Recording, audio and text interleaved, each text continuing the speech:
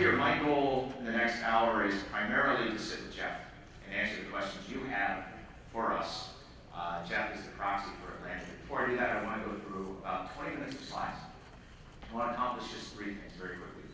I want to, we are, here, I'll pull this up. I'll skip the commercial, but I want to reiterate the point that a couple things. We've never really found another organization that does what we do. We study best practices in capital formation that serve entrepreneurs, and we try to codify them and proliferate them around the world. And we build a network that's really our infrastructure for doing that. We do it in a lot of places. We do primarily institutional venture, but we have fellows who work in all areas of entrepreneurial investing, from governments to laboratory commercialization, angel, corporate. We really try to cover the gamut. And we've tried to do a lot to bring about change in the way the industry recruits and develops people. We measure ourselves by what our fellows do. Right? We've got a bunch that have started new funds around the world. Many have risen to lead new funds. A lot of startup entrepreneurs, and especially some very interesting people who go into policy and educational programs. We don't really care. We think this is terrific that people are going into these positions with a fluency in capital formation, a very entrepreneur-centric mentality, and a network where they can actually get stuff done. So based on this, I'd like to do 3 things today. I'd like to share with you, because of our perspective, some lessons that I think could be useful. I'd like to talk about one particular trend we see happening that I think is relevant, and I'd like to pose some questions to Atlanta, and then I'll jump over with Jeff. So as I move on, let me take a quick poll, show of hands. Entrepreneurs in the audience? Wow, so pretty good. How about investors? Wow, okay. And then all the other service providers, university people, et cetera. Good. So I'm going to primarily talk about the entrepreneurs, but I'm going to talk to the investors. And I'd love for entrepreneurs to come to me afterwards and tell me what you think of the message. And hopefully we're on cue. So let me start. I want to talk about the situation that we're in today and why I think it's a remarkable opportunity. Some of the things we can do to take advantage of it as a community of innovators. But let me start with, let's go back to the beginnings of the Kauffman Fellows Program. Why did the foundation care? Right? This is an entrepreneurship organization. This is the most expensive program they've ever done, and they invested in investors. And believe you me, this was a controversial program when it got funded. Right? The reason they cared was they felt that without a comprehensive professional capital food chain to serve entrepreneurs, startups would suffer, and they would suffer badly. And if you go back, this is what they thought as a food chain. Players, process, and the trust that ties it together. In '93, this food chain was badly broken. There was talk of all the VCs going out of business, there was no clear sense of process, there was no one trusted anybody. A couple months ago from our mothership, and we'll get into this a little bit later, regardless of what you think of this, and how much you believe it, the message was very similar. That the industry was broken. Venture was going out of business. There was no clear process, there was no trust. So we've seen this movie before, and it hasn't been twice. We've seen it a lot, right? Maybe 8, maybe 10 times, right? Why? Would argue that we're dealing with symptoms and not root causes. So I'm going to do a quick history lesson here. And this isn't really tight, I just do this to make a point. But you look at, there's a few interesting chapters. History. 50s and 60s, the rise of institutional venture. People like Art Rock, like West Coast, General Dory, Boston. Largely because there was a group of opportunities that the banks weren't leveraging.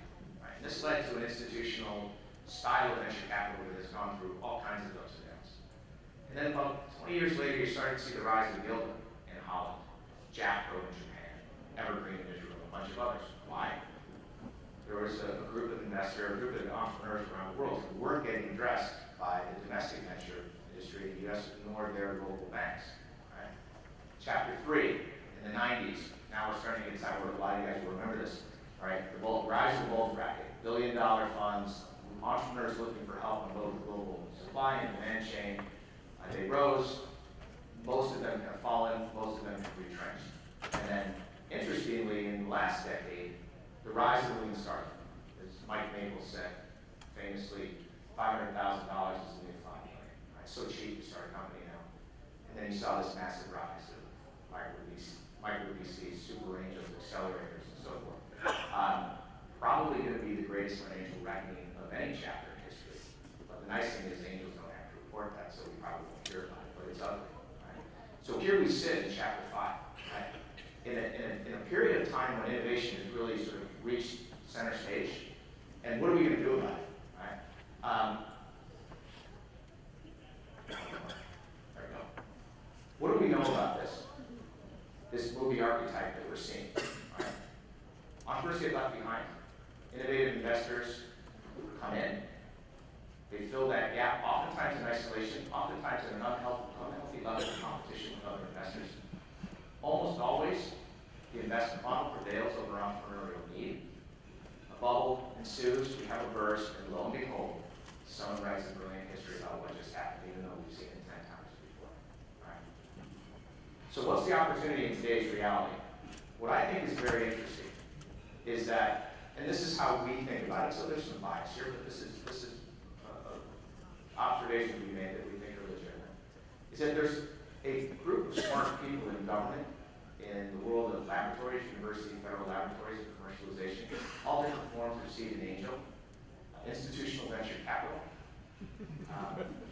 corporate venture, sorry, if I knew there were going to be sharks, I would have used shark, but that animal works as well. And what makes for mezzanine financing exists, right? This is the opportunity we face. This is the modern capital food chain. If we aren't creating environments through political leadership that enable entrepreneurs to do what they should do, and if we don't impact the strength of the organization from day one and all throughout the continuum, we're cheating.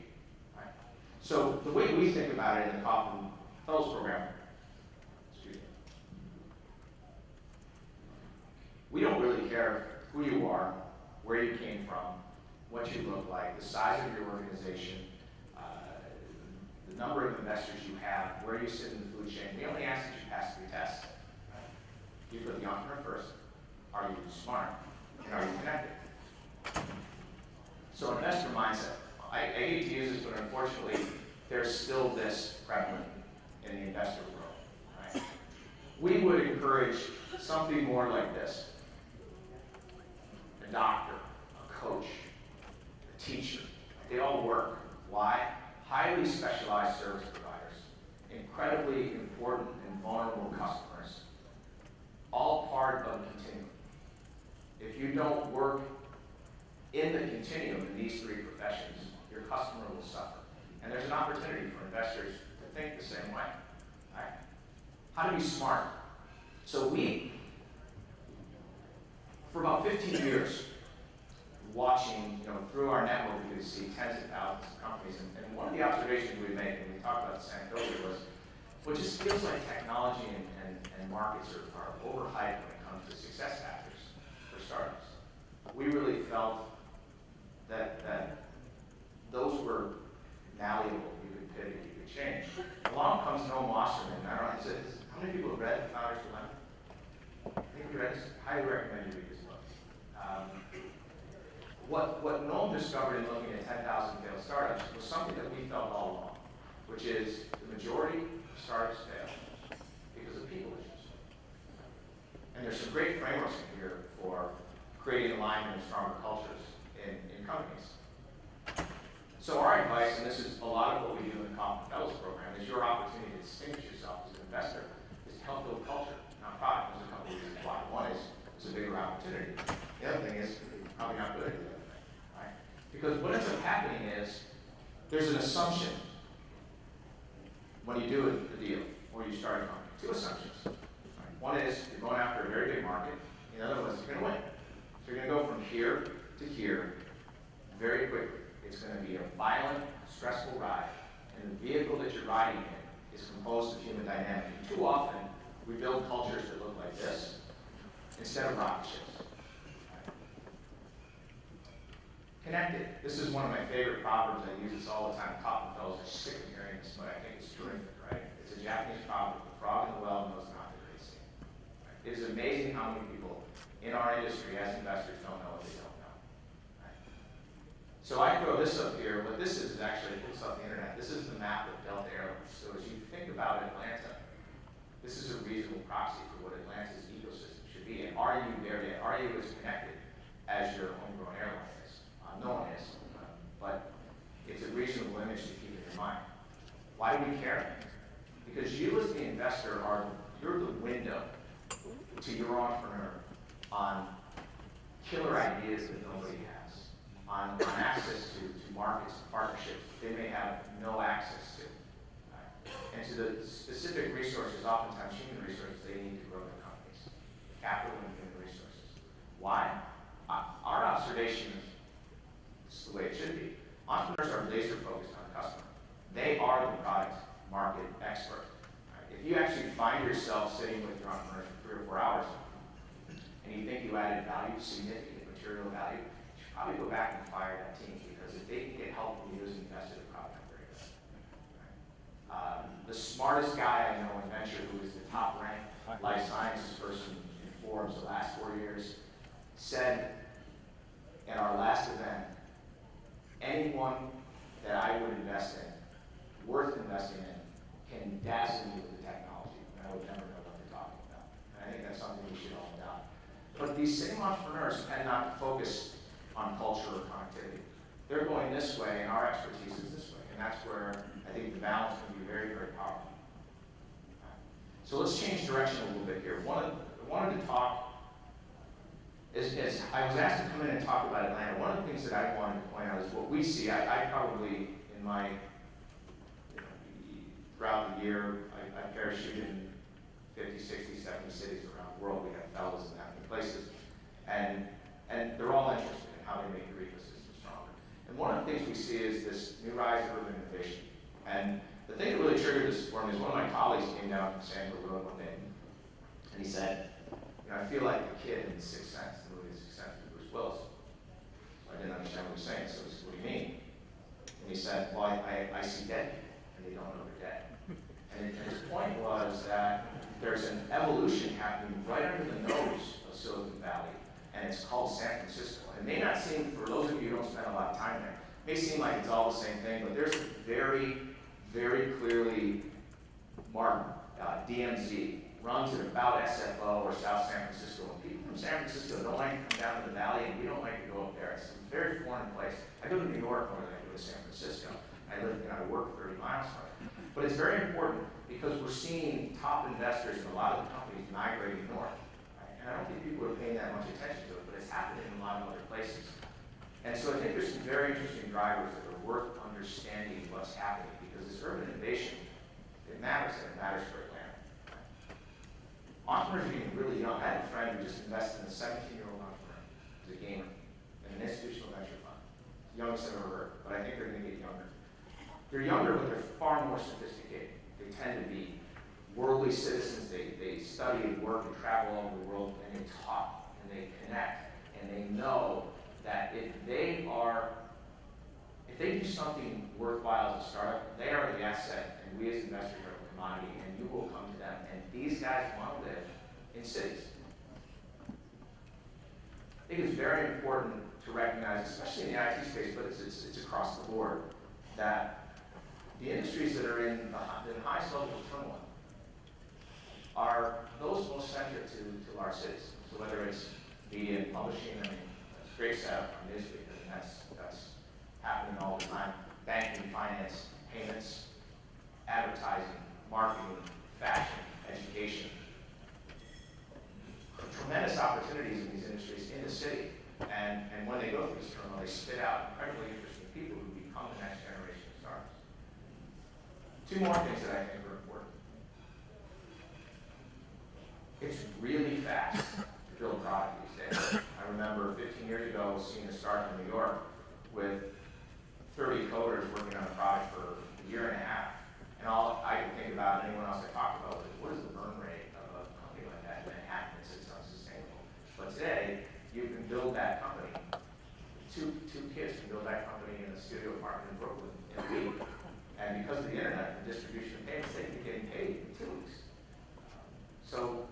actually afford to live in the place that they want to live for their lifestyle and have access to their customers. And then you sort of add in that I think the ecosystems that are doing well tend to have very good university leadership. They're engaged with the community, and they have very good political leadership and foundation and other forms of leadership. We can talk about that more. But I thought it would be worth pointing out a place we spend a lot of time. We'll do a major event there next week is New York. New York is scary, Silicon Valley, because of all of the hype that's going on there. And there is some substance, but I think they've really done very well at telling their story. But there's, some of the things that they do, right? I think Bloomberg does a tremendous job of setting tone and setting message, and that's a big part of the battle. They've established an education and economic development council, investment funds out of the government. Many of you may have heard of the New York Tech campus effort with Cornell and Technion coming in with $700 million contributions. And that was really Bloomberg's response to the accusation that they aren't producing enough engineers. They've got all these other things, but without engineers, you can't compete with Silicon Valley.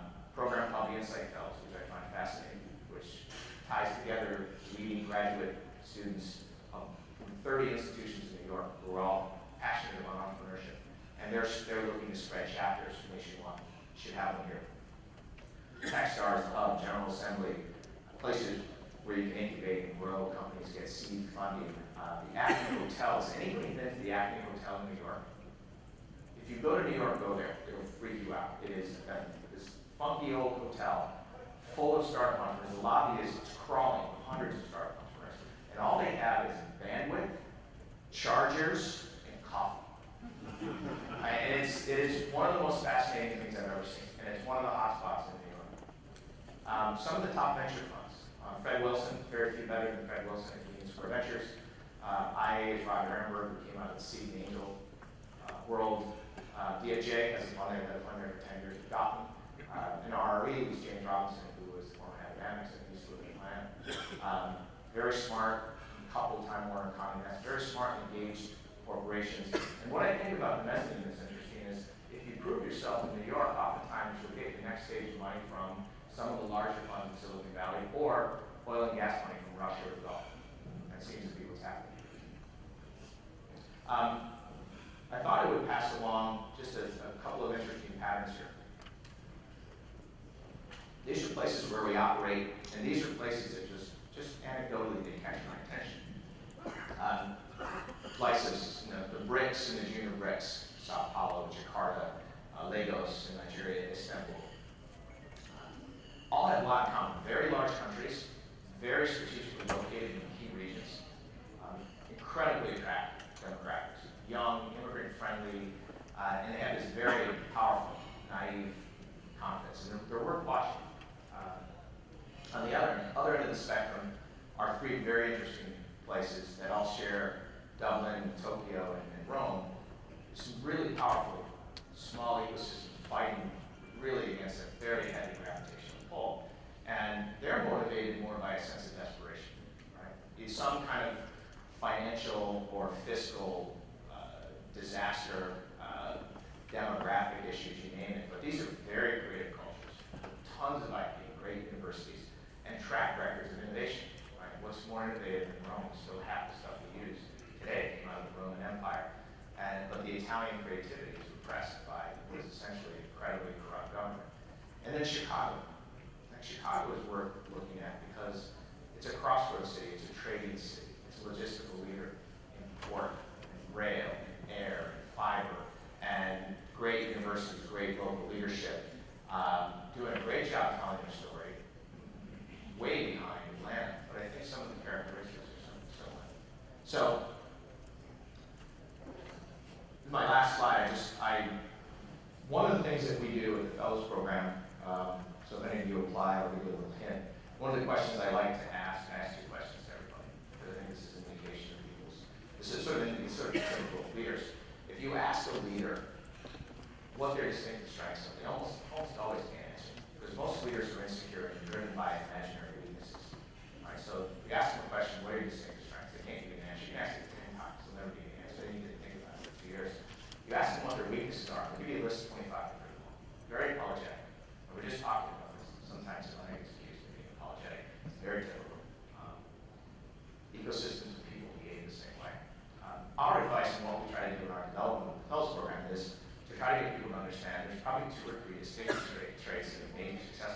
and maybe one glaring weakness. And when you focus on those, your chances of really taking it to the next level are much stronger. So I would pose that question to Atlanta: is how do you characterize yourself? Because apologizing for all the amazing things you've done, I think, is not the most productive thing you can do.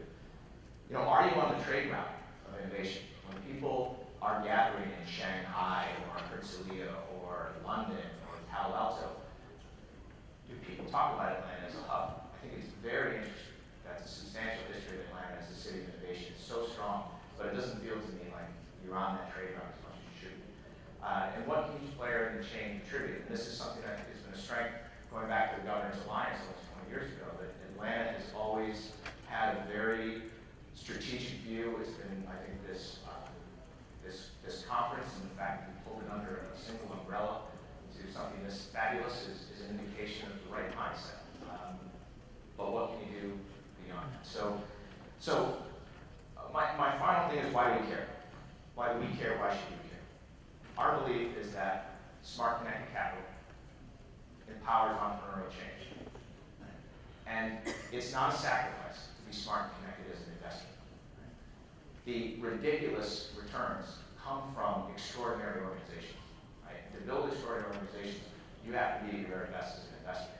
That's where the 100, 500,000 X returns come in. This is where you create venture returns. And so this is something that we believe in religiously, and it's our mission, and it's what we try to do. And I hope that we can, we've got fellows crawling around Atlanta, which is good. Jeff, Mike Slauson, and some others. I'd like to have more. I'd like to do more. It's great to connect with my old friend Stephen Fleming, who I think is a secret weapon for the city and a jewel. I promised him I would plug my Knott Valley pin, which he went out to his car and got a bucket full of. So if you need more of these, I'm a big believer in don't try to imitate other people. Be yourself. So on that note, I'll wrap. And again, thank you for the tremendous honor to address you. I kept you waiting this morning. I'm going to turn it over to Jeff, and I can ask him whatever he wants to ask.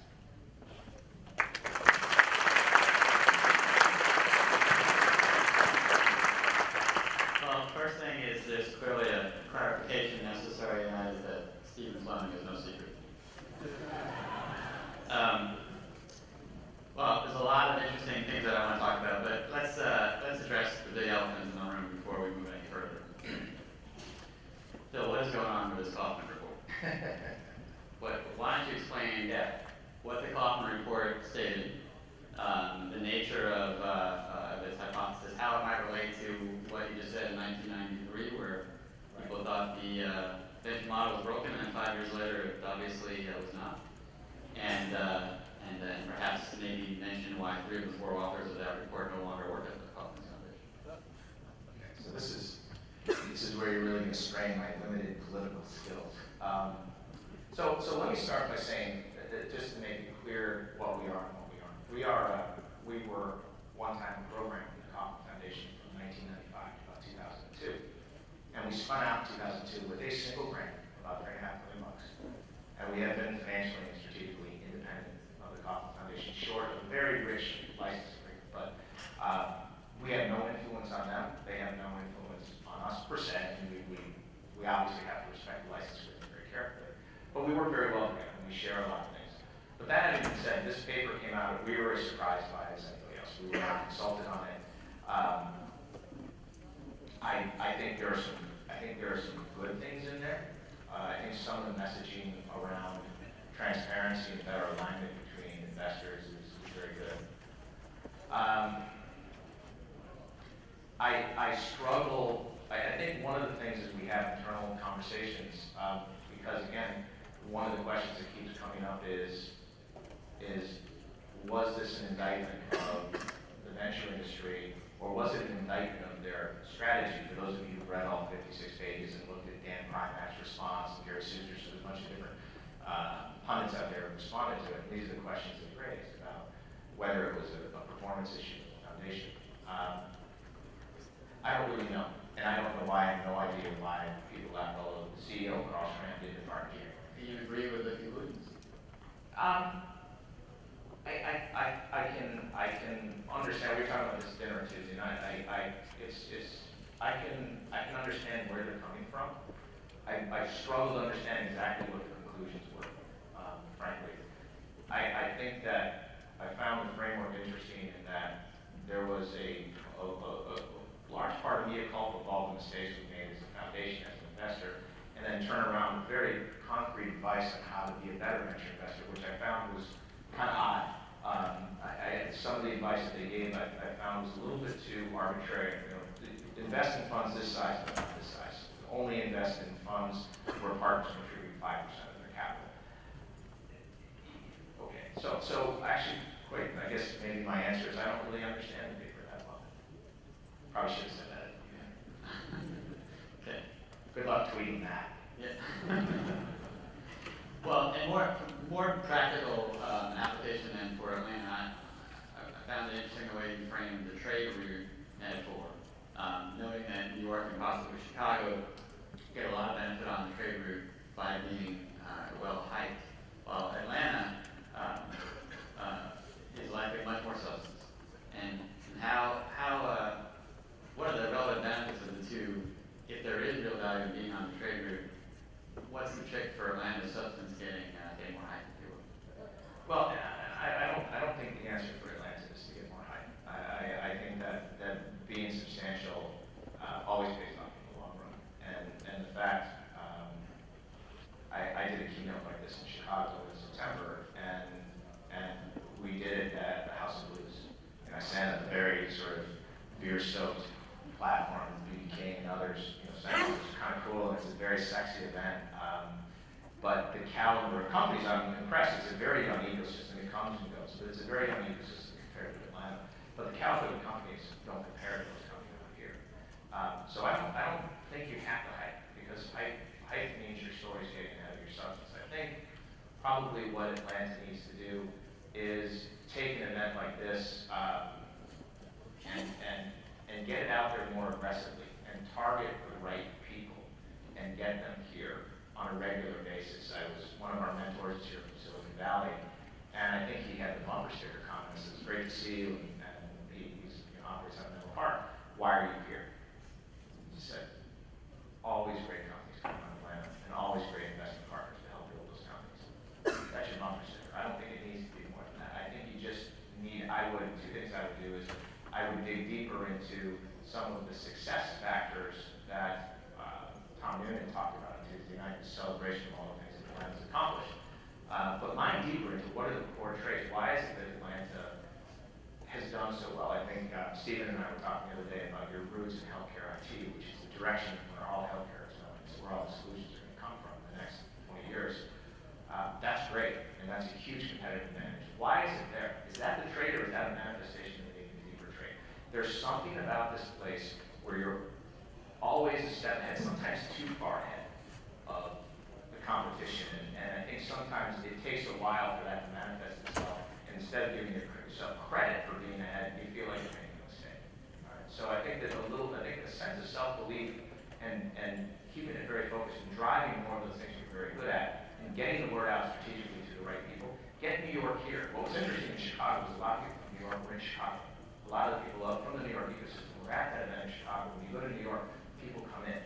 I think you need to get more people from those ecosystems here to understand what it is you're doing. I think that can help. Well, for the entrepreneurs in the crowd, let's talk a little bit about company building. Part of the concern that came out of the Kaufman report's findings or inconclusive conclusions, coupled with, coincidental with a couple of LPs announcing some pullbacks in venture, right, has fueled this notion of a shrinking pool of capital. And if you talk to any VC, often they'll say there's still too much money sloshing around out there. And an entrepreneur is also often told, you can build companies, as you mentioned, you can build products much, much more cheaply now than ever before.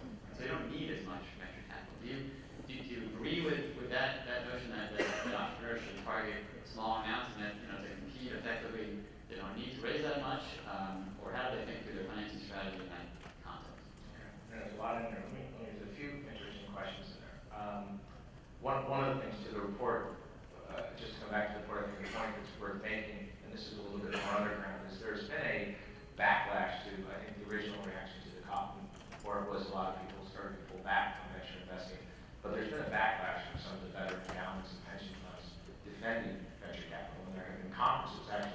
response to this, in which the Kauffman Foundation has been invited to come and talk about the paper. To their credit, they did. They've had some really healthy debates, but I think that it's actually brought a lot of people to the defense of the asset class. So in some ways, it may be a net positive. I don't know if it was intended to be that, but I think it would be good. Your point about, this is something we were talking about earlier. Is there enough capital? Is there too much capital? I think the one thing we can guarantee, if we have this conference 3,000 years from now, we'll sit here and all the entrepreneurs will say, there's not enough money in Atlanta. And all the venture capitalists will say, there's not enough good deals in Atlanta. And we just know that's going to happen. I think what's happening sort of goes back to this slide, and again, not my ideas, but things that I picked up on. The rise of the internet and these rapid tools, I think, have created a false sense of security for entrepreneurs that they can build companies on much less capital. And it's just not the case. You can build product and acquire customers on much less capital, but I would argue it's much more expensive to actually build brand and to rise out of the noise with this huge entrepreneurial pool.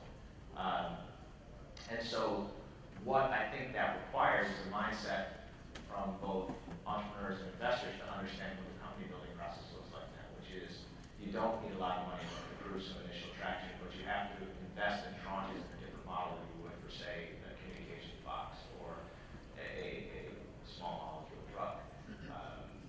I don't know if I answered that question. Well, if the milestone tranches are changing based on what you can build and how you get out there, and let's talk about it specifically for a land startup, since, as you suggest, they would often, for substantial amounts of capital, need to go out of reading to grab it. What's the right way to present that? Should an land startup get to that point of having a product done before they do so, or should they raise more to have more runway to fight in that market anymore? What's a legitimate financing strategy for a land startup to pitch for? Yeah, I still think probably the old adage of raise as much money as you can when you can, it probably still holds. I think you should at least prove that wrong before you violate it. I think one of the problems is there's a disconnect between what the best investors are looking for and what entrepreneurs are building. And the same thing happens with GPs and LPs. We see this with a lot of new funds going out the doors, is GPs want to talk about their strategy and LPs want to talk about stability and access to deals, and they disconnect for a year until they finally figure it out and then the fundraise comes together quickly. I think the same thing happens with entrepreneurs and venture capitalists. Entrepreneurs want to talk about the sexiness of their product, and really the best investors are looking at, am I backing a team that can build a world-class organization that can achieve $1 billion market cap? And that disconnect will cause problems in fundraising, because you'll see entrepreneurs get over their skis in certain areas. They'll scale prematurely in the wrong way, whether internationally or they'll go into new products prematurely, whatever it may be. And so I think the secret, and this is something Tom Newman said on Tuesday as well, I think the secret is for entrepreneurs to understand better what the organization building process looks like. Because I don't think most entrepreneurs, the entrepreneur you want is this young, crazy, kind of rebel. You wouldn't expect them to understand much about how to build an organization, and that's where that can really help. So I think entrepreneurs getting a chance to get to events like this and interact with, sit down with investors and get advice on that, I think it's invaluable. Okay. So when they show up to get their pitch, they should do as much as they can to look like the young, crazy rebel. No, I don't think they have to try to do that. I think that usually that comes across pretty clearly. I think it's the opposite. I think it's the ability to show depth of thinking in why they are going to win in this space. Right. And we know that technology, especially information technology, is not a huge indicator of who's going to win. Of course, it is more of a likelihood-based science. It's hard to fake a molecule. It's easy to fake an electron. Building an ability to get heard over all the noise is a key differentiator. Well, yeah, getting rid of all the noise and building distribution, building business models, right? We have we're at it again, how many multi-billion-dollar private and public companies out there that don't have a business model? They're all over the place, right? And that's, without a business model, how do you build anything else? So I think these sorts of things, I think, there's going to be practice for sure. Now, to give some comfort to some of our entrepreneurs in the room, maybe some investors, I've heard you give some good self-deprecating anecdotes of your ups and downs through the years in the industry. So can you share with us, some horror stories, probably 13, 5 stories? What's the worst deal you've been in? Yeah. I'm starting to give us something to feel good about. There's a lot, unfortunately. There's a couple good ones, but I think that, specifically probably the worst investment I ever made was a manufacturing software company that I did in the Midwest. And it wasn't that the technology or the idea was bad. It was the way that I did it, which it was, I don't know why I did it, but I fell victim to a trap that investors fall into, which is I sort of fell in love with the syndicate, and we fell in love with the idea of investing in each other, and none of us really actually bothered to do any due diligence on the company. And by the time we got like 3 months into it, Are you suggesting VCs have a herd mentality? this was the worst expression of that. And I swear, 3 months into it, we were looking at each other, and this is a very prominent group of people. And questions were coming up, and we're looking at each other. I know none of us said it, we're all thinking the same thing. Why didn't one of us at least ask that question? And then it ended up being just an absolute disaster, total loss of money. But I learned in my career across about 42. I went back and looked at my track record. I go back and look at it and try to figure out why did some things work and why did some things not work. And I figured out that every investment I do that I get in 5 minutes made money. And the ones where I convinced myself that it was a great idea, because I fell in love with the people, because most of the time, I haven't backed a lot of stinkers in terms of quality of people. But I fall in love with the people who don't have a clear sense of what they're going to do, and I convince myself. So I've learned these sort of lessons that for me, if I have to think that hard about the opportunity is probably not there. Okay. Now, real quick, let's talk about building a platform for that opportunity, especially in Atlanta. We here have been experimenting with lots of interesting and creative incubators models, where entrepreneurs can get together, share resources, share best practices, inspire each other. You, as you said, you parachute in all over the place. I mean, some places have really exciting, interesting incubator models. Some don't. What works? What is the key mix of ingredients that maybe we can try to incorporate? So, yeah, it's interesting because I think that like any of these other fields of investing, I think people go into with the best of intentions for the most part. There's a few get-rich-quick people, but for the most part, I think people go into it with the right amount of passion. And the models are all over the map. The one that I like the best, and actually we recruited them into the program because of this, is an entity called StartX, which is based in AOL in Palo Alto, and it's basically the incubator for the Stanford community. The stats are amazing. I mean, they've had 62 graduates, 48 of which have gotten venture capital. But again, it's the Stanford community. It's a pretty high caliber of people who've been in and around the ecosystem for a long time, and they get a lot of attention from the ecosystem, which is highly influenced by Stanford. That's a nice outcome, but that's not the reason we went after him. There's a young kid, and he's 23. He started this thing when he was 20, and his model is very simple. He really doesn't spend any time working with the companies on product or market or any of that. That's their job. His job is, what he's done is built this remarkable group of mentors. And the whole goal is it's really a boot camp for CEOs. How much of a difference can we make in the CEO's capability between the day they enter and the day that they leave?